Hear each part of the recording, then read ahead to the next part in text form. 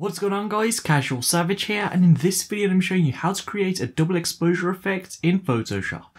So as you can see, I have Photoshop CC 2017 open along with a picture of Mario.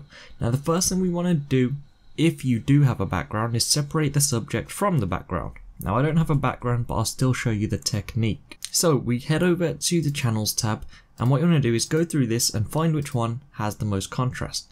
Most contrast meaning which one is darker. So for example, you can see this is a very bright image, but if we come down, it gets darker and darker. And this is the one we're going to use here. Now what we're going to do is come down, left click and drag this down to the bottom. And now we have a blue copy. Now the next thing we do, we head over to Image, Adjustments and Levels. Now from Levels, we use the mids and the lows and push them to the right. So mids here, and we just want to make the image go black. And same for the lows, like as much as you can. Just before it goes to the outline, as you can see. So right there is good for me, and I'm going to select OK. So now what we need to do is open up our brush tool by pressing B on our keyboard. It's also here on the side. You want to make sure the hardness is full. You want to make sure it is a black brush tool. And now what you're going to do is simply color over the parts that are white. So, well, the ones that are bright. Essentially what we're aiming for is make the entire image black.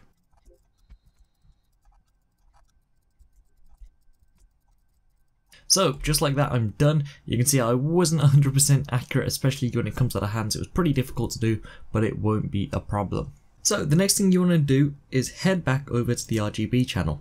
Now from there, if you're on a Mac, hold Option and click the thumbnail on that copy. If you're on Windows, hold Control and select that thumbnail, and you'll see everything is highlighted.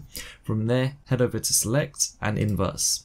From there, head back to the Layers tab, simply press Ctrl J to duplicate it. Now this first layer down here, we can delete it and create a new layer underneath that layer and fill that with white. Now I'm going to be getting my image that I'm going to be doing this double exposure with, and it's this one right here. Now what you want to do is make sure that image you just inserted is going to be on the top of the layers, and then from there you want to either press Command and click the thumbnail, or if you're on Windows, Control and click. Now everything will be highlighted, and from there you want to add a layer mask. So you can see we're almost getting there now. Now the next thing you want to do is unlink the mask and the layer, and then click on the image itself, press Ctrl T to bring up the transform tool and just size it out how you want to. However you want to create this double exposure. So that is how I'm going to have it. So the next thing I'm going to do, head back to that first image, press Ctrl J to duplicate it, put this at the top, head over to Image, select Adjustments and select Black and White. From there select OK, and you want to change this blend mode to multiply. And then the final steps, add a layer mask to this layer we have just created, bring up the brush tool, bring up a large brush, hardness is 0, and then make sure it's a black brush and simply paint around the features that you want to keep from the image. And I mean keep from the image we have just inserted. So I'm going to do everything apart from his eyes and his nose and his mouth and his mustache. There we go. That is the double exposure completed.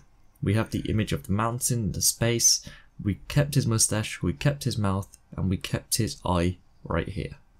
What you can also do is come here to that mask and then come over to the opacity and just turn it down a little bit. So there's just a little bit visible here. Now since the image does look pretty flat, what you can also do, head over to the Adjustments tab and you can add levels from here. So you can bring up the contrast just a little bit, and you can see it makes the colours pop a lot more. And from the adjustment layers you also have brightness and contrast, you have the curves, and you have exposures to use.